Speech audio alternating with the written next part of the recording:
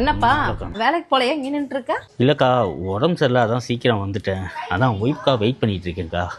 இந்நேரம் அவன் அவன் கூட சுத்திட்டு இருக்காளோ? அக்கா தேவையில்லாம பேசாதீங்க. போது நிறுத்துப்பா. டெய்லி அவன் கூடயாவது சுத்திட்டு இருக்கிறா. வேணா பாரு, இன்னைக்கு கூட அவன் கூடயாவது வருவா.